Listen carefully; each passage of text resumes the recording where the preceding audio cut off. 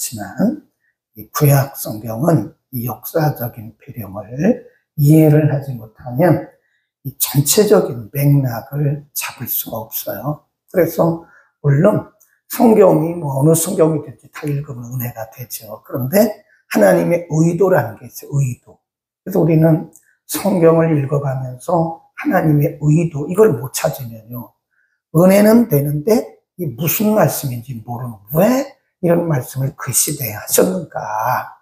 우리가 어제 말씀드린 대로 하나님이 한 시대에 쓰셨던 히스기야라고 하는 왕이 있었잖아요. 유다에 꽤 많은 왕들이 있었어요. 우리가 보면 북왕국 이스라엘에 19명, 그리고 남왕국 유다에 20명. 물론 학자들에 따라서 약간 한두 명 차이가 있지만 대개 19, 20. 그렇게 이해를 하시면 되죠. 20명의 유다왕 중에, 남왕국 유다왕 중에 그렇게 하나님을 찾는 사람은 많지 않았어요. 근데 그 중에 하나가 히스기야 왕입니다. 히스기야 왕이 하나님을 찾고 하나님 중심으로 본인이 말씀 중심으로 살아갈 때 하나님이 그들에게 은혜를 주셨고 또 영적으로도 회복을 시켜주셨거든요. 히스기야가 계속 살 수 있는 건 아니잖아요. 사람이 죽잖아요. 그럼 그 아들이 이제 이어서 세습 정치니까, 이스라엘은 세습 정치예요. 아버지가 왕이면 아들이 왕입니다. 그 중에 하나가 이제 므낫세라고 하는 사람이 왕이 됐다. 그러면 그 아버지 때 주신 그 은혜, 축복, 영권, 영성, 이런 것들을 이어받아야 될 거 아니에요. 그런데 하나님께서 특별히 므낫세 때 55년이라고 하는 긴 시간을 주셨다고.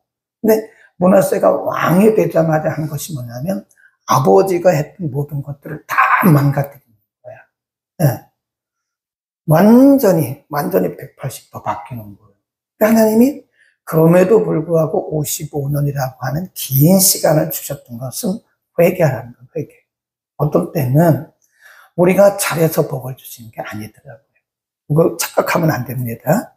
하나님이 우리를 이렇게 막 은혜를 주실 때가 있어요. 그냥 손을 대는 곳마다 돈이 되고, 네, 뭐든지 잘 돼요. 그럼 우리 착각하기를, 내가 잘하고 있구나 라고 착각할 때가 있어요.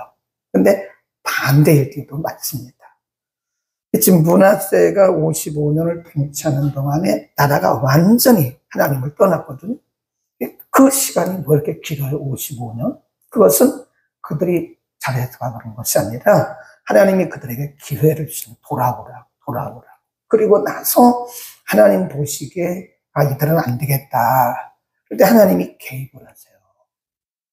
그 우리 잘 알아야 됩니다. 하나님께서 우리에게 회개를 촉구하실 때가 있어요. 촉구. 그때는 이제 말씀을 통해서 기도 중에 우리가 깨닫게 하십니다. 그래서 우리 스스로가 촉구, 회개하도록. 제가 이제 가래에 대해서 얘기했잖아요. 보통 사람들은 가래 나오면 탁 하고 뱉잖아요. 그런데 이제 약한 사람들은 가래가 안 나와요. 이 가래가 빠져야 되고, 수술한 사람들은 가래가 빠져야 되고, 안 나올 때는 의사가 물리적인 방법을 가지고 여기다 관을 넣어가지고 가래를 쭉쭉 빼내잖아요. 이게 똑같은 거라니까요. 우리가, 하나님께서 우리에게 어떤 경고를 주시고 어떤 사인을 주셔서 우리가 깨달아요. 그리고 회개를 해요. 그러면 그건 은혜가 되고 복이 되는 거죠. 근데 못 깨달아요. 시간이 길어요. 착각을 하는 거예요. 내가 잘해서 그런가 보다. 근데 그게 아니라고요. 회개할 기회를 주셨는데 이게 회개를 안 하는 거예요. 그러면 하나님이 뭐 하신다고요? 물리적인 방법으로 개입을 써놓으세요. 우리가 깨닫지 못할 때는 하나님께서 물리적인 방법으로 개입을 하신다. 그 하나님의 물리적인 방법이 뭐냐면 하나님의 형벌입니다. 형벌. 네. 하나님이 우리에게 은혜를 주실 때 우리가 깨닫지 못하고 계속 그렇게 회개하지 않으면 하나님이 물리적인 방법으로 개입을 하시는 거예요. 그러니까 그게 물리적인 방법이 뭐냐? 어제 우리 공부했잖아요. 그들이 살고 있는 나라의 자연을 하나님이 다 치시는 거예요. 사람도 치시고 짐승도 치시고 자연도 치시고 주변의 나라를 치시고 그들도 치시고, 오늘 또 본문에 이렇게 또 말씀하십니다. 14절 1장 14절 여호와의 큰 날, 거기다 줄봅시다. 여호와의 큰 날이 뭐하다 그러죠? 가까웠다. 못 깨닫는 거예요. 하나님이 계속 이들에게 경고하시는데도 못 깨달아요. 하나님이 이제는 세게 말씀하시는 거예요. 여호와의 큰 날이 개입하실 날이죠. 물리적으로 개입하실 그 날이 가깝고도 심히 가깝도다. 여호와의 날의 소리로다. 용사가 거기서 심히 애곡할 것이다. 15절. 그 날이 어떤 날이냐 해석을 하죠. 시작. 그 날은 분노의 날이요 환난과 고통의 날이요 와 폐괴의 날이요 캄캄하고 어두운 날이요 구름과 흑암의 날이라. 그랬대. 그 날이 어떤 날이냐? 하나님이 물리적으로 개입을 하시는데 이들에게 슬픔과 고통, 어둠이란 말은요 소망이 없다는 뜻이에요. 밤을 의미하는 게 아닙니다. 소망이 없다. 하나님께서 그들에게 그동안에 인내하고 주셨던 모든 것들을 다 뭐 하시는 거예요? 싹 걷어가세요. 하나님이 걷어가시면 우리 아무것도 아닙니다. 우리 잘난 척하면 안 돼요. 사람 아무것도 아닙니다. 제가 어제 병원에 응급실에 가보니까요 사람들이 아픈 사람들이 얼마나 많은지 몰라요. 우리가 걸어 다니는 것만도요 큰 복입니다. 일상회복이 큰 복이에요. 근데 우리는 자꾸 욕심을 내는 거예요. 우리가 이렇게 말을 할 수 있는 것도 얼마나 큰 보통 큰 축복이 아니거든요. 말할 수 없는 사람들이 얼마나. 중환자실에 가니까요. 막, 여기 다, 우리가 숨을 우리는 그냥 쉬잖아요. 여기다가 이렇게 산소호흡기를 낀다. 그 통이 얼마인데요. 네, 산소통이. 우리는 그냥 마시잖아요. 근데 이게 복인 줄 모른다고요. 이것이 큰 복인 줄 모르고 자꾸 우리가 원망하고 불평하고 탐욕을 품으면요. 하나님이 우리를 보시고 안 좋아하세요. 그리고 어느 날 이런 것들을 싹 걷어가시고 일상이 얼마나 큰 복이었는가를 알게 하신다니까요. 그래서 분노의 그날이 온다. 하나님께서 개입하시는 그날이 온다. 자, 18절로 갑니다. 18절. 그날은 시작. 그날은 은과 금이 여호와의 분노의 날에 그들을 건지지 못할 것이며 이 온 땅이 여호와의 질투의 불에 삼키우리니 이는 여호와가 이 땅 모든 거기를 멸절하되 놀랍게 멸절할 것이다. 그들의 은과 금이 여호와의 분노의 날에 뭐가 없다고요? 그들을 구하지만 소용이 없다. 소용이 없다. 그렇게 하나님보다 더 사랑하고 하나님보다 더 의지하고 그렇게 소중히 여겼던 그들의 은과 금이 하나님의 분노의 날에는 아무런 의미가 없다. 그들에게 아무런 소용이 없었습니다. 그들을 구할 수가 없는 거예요. 이건 무엇을 의미하냐면 하나님의 절대적인 은혜가 필요하다는 것을 의미합니다. 하나님의 은혜가 아니면 인간은 살 수가 없어요. 그러니까 우리가 돈 좀 있으면 사람이 뭐 그냥 그거면 다 되는 줄 알아요. 명예가 조금 있으면 사람들이 그게 다 한 줄 알아요. 네. 우리가 지식이 조금 있으면 그게 다 한 줄 알아요. 그런데 하나님께서 분노하신 그날에 우리의 명예도 지식도 경험도 우리의 물질도 아무것도 아닙니다. 손 하나 갖다 못하는 거예요. 우리는 하나님을 섬길 그때가 하나님을 잘 섬기는 그때가 복된 시간인 것을 믿기를 바랍니다. 얼마나 좋아요. 새벽에 우리가 와서 말씀 듣고 기도하고 또 중보기도도 하고 찬양도 하고 이 얼마나 큰 복이냐고. 이보다 더 할 게 뭐가 있겠어요. 왜 이렇게 사람들이 탐심을 해. 탐욕.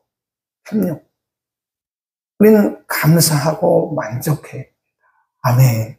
2장으로 넘어갑니다. 그러면 하나님께서 그렇게 분노하시고 하나님께서 물리적으로 개입하시는 이유가 뭐냐. 그냥 써놓으세요. 2장 1절부터 3절 해놓으시고 하나님의 물리적 개입의 이유와 목적. 좀 길은가요? 하나님의 물리적 개입의 이유와 목적. 사람들이 물리적으로 하나님께서 아무리 개입하셔도 모를 때 아니면 더 센 개입을 하시는데, 그럼에도 불구하고 거기에는 하나님의 의도가 있어요. 하나님의 백성들이 이 세상을 살면서, 우리들 얘기하는 게 우리 크리스찬들이 이 세상을 살면서 완벽한 사람이 어디 있나요? 아무도 없어요. 우리가 믿음으로 살려고, 말씀으로 살려고 노력하는 것 뿐이지, 우리의 생각이 잘못될 수 있어요. 우리의 판단도 잘못될 수 있어요. 어떤 때는 우리의 기도 제목도 엉뚱한 데로 갑니다. 하나님의 뜻은 이쪽인데 우리는 엉뚱한 기도하고 앉았다니까요. 그럴 때가 많아요. 그러니까 기도를 많이 한다고 되는 게 아니라 하나님의 의도를 깨닫고 기도하는 게 훨씬 낫습니다. 그렇죠. 어떤 사람은 길을 알면요, 서울에서 저 부산 가는 거요, 방법이 여러 가지가 있죠. 근데 그 방법을 모르는 사람은, 길을 모르는 사람은 빙빙빙 돌아가지고 하루 종일 부산 간다니까요. 하루 종일. 부산 가는 게 얼마나 쉬운데요. 공항 가가지고 비행기 타면 뭐 50분도 안 걸리잖아요. KTX 타도 2시간 반이면 갑니다, 부산. 그걸 모르는 사람들은 빙빙빙 서해안 탔다가 저쪽 경부 탔다가 왔다 갔다 그러다가 하루 다 걸리는 거예요. 우리가 하나님의 의도를 모르면 그런 거예요. 하나님의 의도를 알면 기도를 정확하게 합니다. 그게 많이 걸리지가 않아요. 기도는 많이 길게 한다고 되는 건 아니에요. 하나님의 의도를 알면 우리가 짧아도 분명하게 가는, 또 성경도 마찬가지예요. 우리가 성경을 통해서 하나님의 의도를 알면 신앙생활이 아주 심플해요. 단순합니다. 신앙생활이 그렇게 복잡한 게 아니에요. 근데 그걸 모르면, 하나님의 말씀을 깨닫지 못하면, 하나님의 의도를 깨닫지 못하면 우리가 막 대단한 것을 뭘 해야 되는 줄 알고 굉장히 힘들게 예수를 믿는 거다. 자유가 없다는 거죠. 의도를 깨닫지 못하면. 2장 1절에서 3절 가운데, 그러면 하나님께서 그들에게 그렇게 물리적으로 개입한 것이 뭐냐? 우리도 마찬가지. 우리가 하나님의 의도를 모르고 막 헤맬 때 하나님은 우리는 그 길을 발견하기 위해서 하나님 우리에게 톡톡톡 치실 때가 있어요. 네, 그게 이제 징계거든, 징계. 하나님이 우리를 멸망시키려고 징계하신 게 아니에요. 우리를 사랑하시기 때문에 하나님이 톡톡톡 쳐가지고 바른 길로 가라고 방향을 다시 수정해 주시는 게 하나님의 징계거든. 방향 수정. 근데 그 방향 수정을 하라고 하나님 지금 말씀하시는데, 여기 보면 언제 방향 수정을 해야 되는가? 거기 보세요. 2장 1절. 새날 소책을 모르는 백성아 모일지어다, 모일지어다. 그 줄 보세요. 2번 반복할 때는요, 큰 뜻이, 거기에 의도가 있는 겁니다. 모여라, 생각해라. 2절, 시작. 명령이 시행되기 전, 광음이 겨같이 날아가기 전, 여호와의 진노가 너희에게 임하기 전, 여호와의 분노의 날이 너희에게 이르기 전에 그리하라. 몇 번 나와요? 4번. 하나님이 물리적으로 지금 개입할 시간이 가까웠다라고 말씀하셨어요. 그리고 그 물리적인 개입이 이루어지기 전에 빨리 돌이켜라 그 말이에요. 이걸 뭐라 그러냐?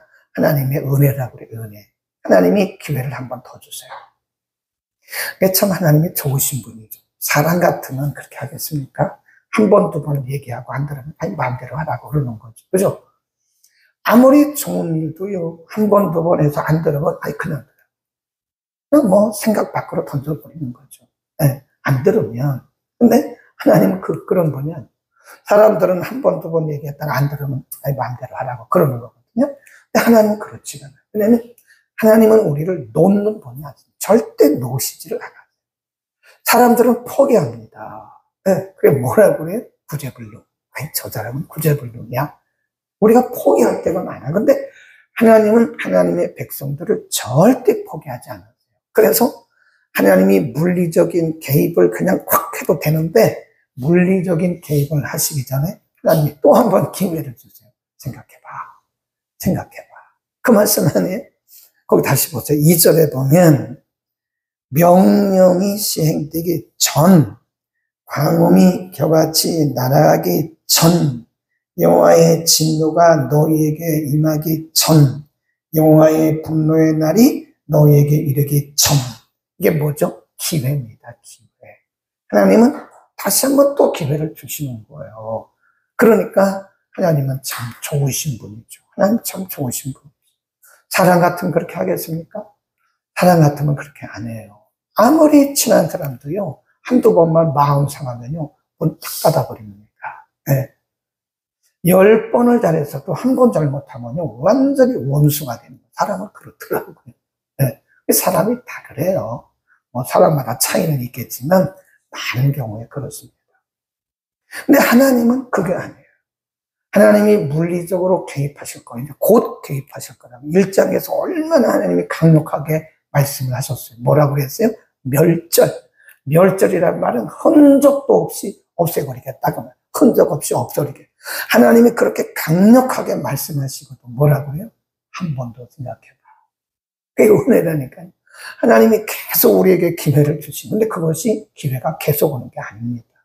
어느 시점에 되면 하나님이 그 기회를 거둬가세요. 그러니까 그 전이라 그 말은 그 기회를 거두시기 전 그 말이에요. 3절 이렇게 말씀합니다. 시작. 여호와의 규례를 지키는 백성의 겸손한 자들아, 너희는 여호와를 찾으며 공의와 겸손을 구하라. 너희가 혹시 여호와의 분노의 날에 숨김을 얻으리라. 너희가 혹시라는 말은요, 우리말 번역이 잘못됐어요. 그렇게 하면 하나님이 혹시가 어디 있습니까? 반드시죠. 반드시. 이 번역이 잘못된 거예요.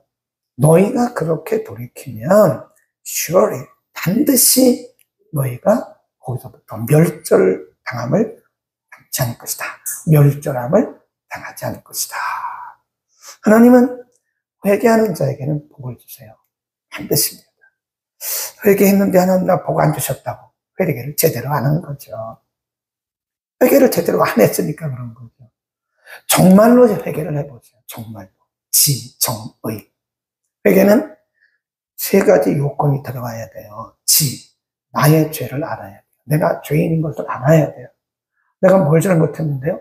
이건 이미 틀렸어요. 그건 회개가 아닙니다. 하나님 제가 뭘 잘못했어요? 그러니까 많은 분들이 자기를 몰라요. 자기를 모릅니다. 왜 이렇게 은혜가 안 되지? 아니 자기 마음이 돌짝밭인 걸 모르고 은혜가 안 된다 그러는 거예요. 왜 내가 기도가 안 되지? 내가 하나님과 기도의 문이 막혔으니까 안 되는 거죠.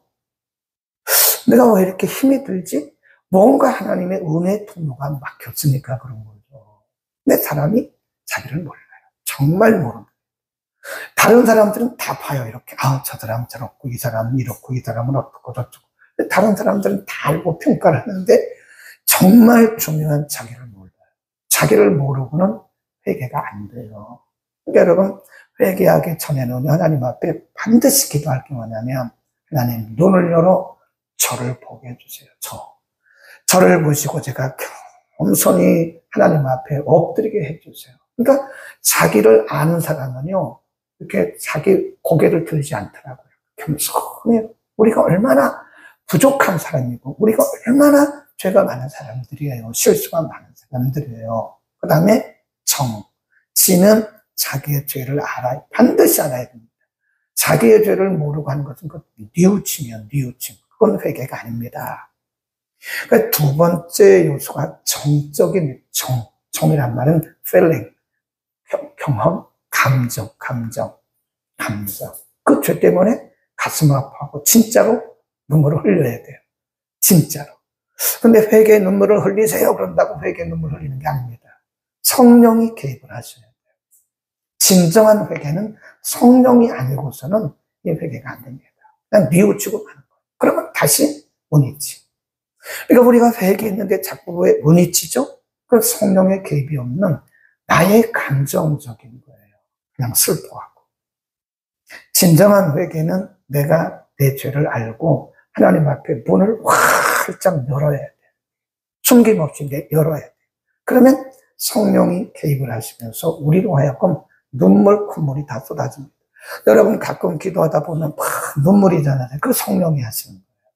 물론 때로 우리의 감정에 북받친 경우도 있지만 그것마저도 감정의 북받침마저도 성령의 개입 없이는 그거 안 됩니다. 그러니까 여러분이 진정한 회개를 했는지 안 했는지를 알아요. 그 다음에 지정의잖아요. 의란 말은 결단, 의지적 결단을 말하는 거예요.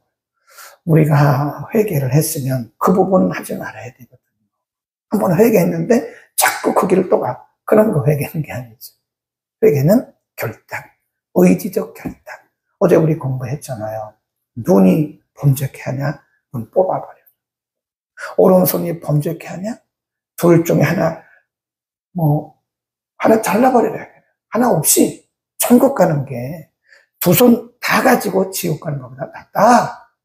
잘라버려라. 눈 빼고 오른손 잘라버려라. 그러면 아마 저부터도 눈이 없을 것 같아요. 눈으로 범죄를 많이 했으니까. 양손을 다 잘라버리라 하면 아마 제가 이 마이크를 들 수 없을 것 같아요. 저도 손으로 범죄하니까. 발을 다 잘라버리라 그러면 서 있을 수도 없을 것 같아요. 그러나 그런 심정으로 하라니, 그런 심정으로. 눈을 빼는 심정으로. 팔을 잘라버리는 그런 심정으로 결단을 하고 하는 게 그게 뭐예요? 진정한 회개입니다. 네, 하나님 얼마나 좋으신 분이세요. 너 이제 곧 내가 매로 때릴 거야. 매를 때릴 건데 한 번 더 생각해봐. 한 번 더 생각해봐. 내가 너에게 줬던 모든 것을 거둘 날이 곧 왔어. 곧 내가 너에게 줬던 거 다 거둘 거야. 한 번 더 생각해봐. 하나님이 기회를 주시는 거예요. 다시 보세요. 3절. 너희의 규례를 지키는 세상의 모든 겸손한 자들, 너희는 여호와를 찾으며 공의와 겸손을 구하라. 너희가 반드시 여호와의 분노의 날에 숨김을 얻으리라. 그렇게 하면 너희는 반드시 분노의 날에 구원을 받으리라 하는 겁니다. 오늘 우리는 하나님이 가르쳐 주신 방법들을 배웠습니다. 우리가 하나님이 은혜 주실 때 잘해야 되고요. 혹시 우리가 하나님의 은혜를 저버리고 잘못된 길을 갈 때 하나님은 반드시 물리적 개입을 하시는데, 물리적 개입이 이루어지긴 바로 전 하나님이 한 번 더 기회를 주시는 거예요. 근데 그때 지나가 버리면 하나님은 원론대로 하십니다. 원론대로. 그러니까 많은 경우에 우리가 징계를 받는 많은 경우에 하나님이 우리에게 수없이 기회를 주셨는지도 몰라요. 수없이 많은 기회를 주셨는데 우리가 못 들은 거예요. 들었어도 무시했거나 그러려니 했거나 그런 경우가 있을 거라고요.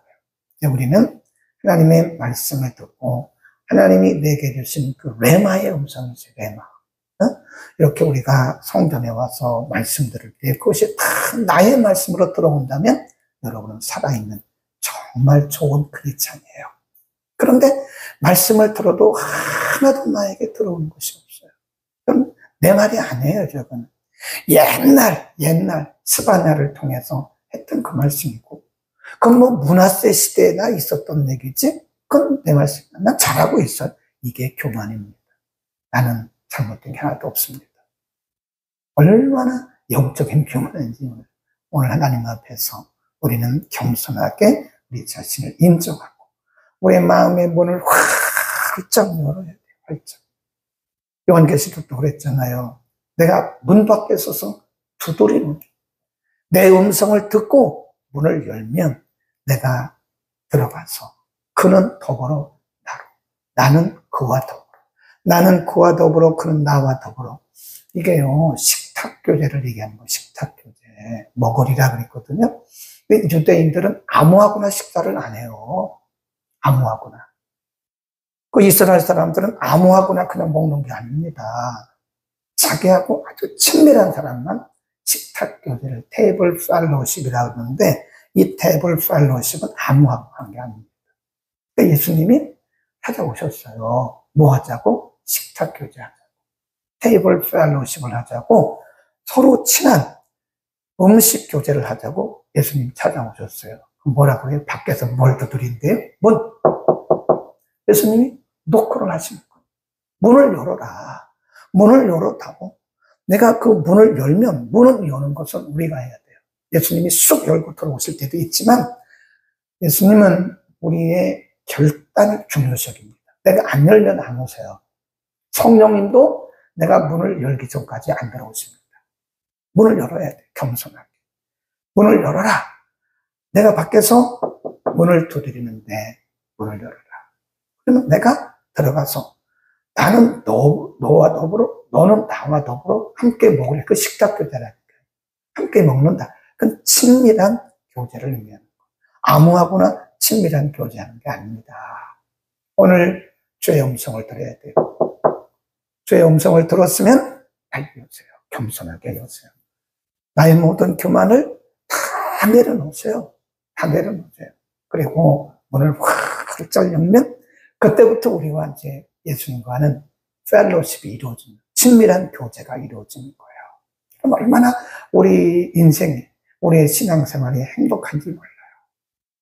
아니, 우리 주님과 친밀한 교제를 이루는데 얼마나 우리 인생이 행복하겠어요. 우리가 친한 사람 한두 명만 있어도요, 정말 인생이 행복하다니까요. 네, 나의 속마음을 다 털어놓을 수 있는, 그리고 나를 위로해 줄 사람, 내 말을 들어줄 사람, 내 편을 들어줄 사람 한두 명만 있어도 인생은 행복한 거예요. 그 관계가 왜 이루어지지 않나? 우리의 마음을 안 열어서 그런 거예요. 그런 친밀한 교제가 오늘 마음을 여는 데부터 시작이 됩니다. 뭐부터 들어야 돼요? 주님의 노크부터 들으세요. 기도합니다. 지명하는금 노지경 눈동자같이 지켜주옵소서. 고명으로 드렸습니다. 걸어가신 우리 아버지, 오늘도 우리에게 오셔서 하나님의 말씀으로 노크해 주시니 감사합니다. 문 밖에 서서 문을 두드리노니 누구든지 내 음성을 듣고 문을 열면 내가 그와 더불어 그는 나로 더불어 들어가서 교제, 친밀한 교제를 이루시겠다고 약속하셨습니다. 하나님, 말씀을 듣는 순간이 바로 하나님의 노크, 하나님의 두드리는 소리를 듣는 시간입니다. 하나님, 이제 말씀을 듣고 하나님의 노크 소리에 우리 마음을 넓게 엽니다. 하나님 오셔서 우리와 친밀한 교제를 나누시옵소서. 걸어가신 우리 아버지, 우리가 평생 예수를 믿어도 하나님과 친밀한 교제가 없다면 우리는 늘 문 밖에서 그렇게 고아와 같이 살아갈 수밖에 없습니다. 이제는 겸손하게 모든 것을 내려놓고 우리의 마음 문을 활짝 열고 우리 주님 온전히 모셔드리고 우리 주님과 친밀한 교제가 매일매일 분초마다 이루어지게 하옵소서. 오늘도 우리 지경이를 위해서 감사한 마음으로, 간절한 마음으로, 기도하는 마음으로 지명한금 무명으로 드렸습니다. 하나님 받으시고 드린 손길을 크게 축복하시고 우리 지경이를 축복하사 이제 가래도 스스로 다 뱉어낼 수 있도록, 그래서 물도 마시고 음식도 먹을 수 있도록 가래를 주님 속히 삭혀 주옵소서. 하나님의 성령의 불로 역사하여 주옵소서. 우리가 함께 기도하오니 우리는 기도하고 하나님은 일하심을 믿습니다. 예수 그리스도의 이름으로 기도드립니다.